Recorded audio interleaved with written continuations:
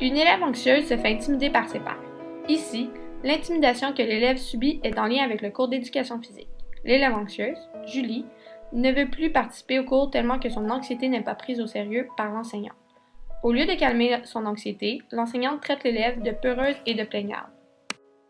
Elle passe des commentaires devant tous les autres élèves, dont les intimidateurs, et montre à Julie quel est le problème. L'élève ne reçoit aucune aide et cela risque de faire qu'augmenter son anxiété encore plus. Le problème de Julie se solde par une crise de larmes et l'isolement.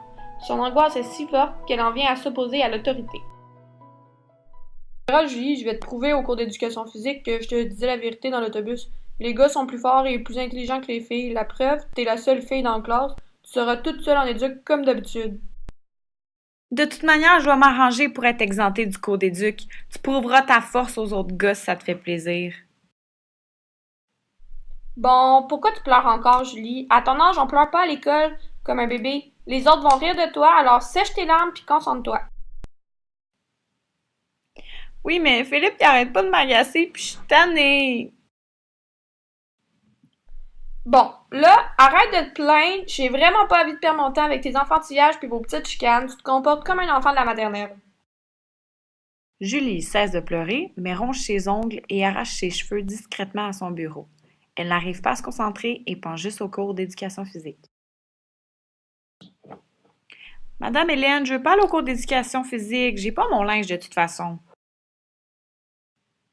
T'es menteuse, Julie. Je t'ai vu vider ton sac d'école ce matin puis tu les as rangés dans ton casier. T'es obligée d'y aller et de toute façon, je veux pas t'entendre discuter. Si tu continues, tu vas avoir des ennuis puis tu vas bien les avoir cherchés. De toute façon, je comprends les autres de toujours t'exclure avec cette attitude négative et désagréable. C'est normal qu'ils t'agacent, c'est des garçons, puis les garçons, ça taquine. Ils veulent rigoler avec toi et tu te fâches tout le temps. C'est pour cette raison-là que la chicane prend.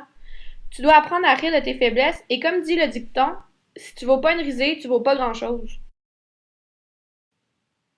Tu vois même l'opinion de notre côté. T'es fatigante puis tu pleures tout le temps pour rien. Allez, va te changer pour nous montrer tes gros muscles dans ton habit de grande sportive. Ah! Voyez, madame, je peux pas faire mon cours, ils vont se moquer de moi. J'ai peur qu'ils rient encore, mais ils vont même probablement me pousser durant le cours. J'irai pas au cours, peu importe les conséquences. Vous voulez rien comprendre.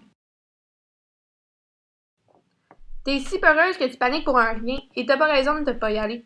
À l'école, les enfants ils ont pas le droit de pousser, il va rien t'arriver, t'exagères encore.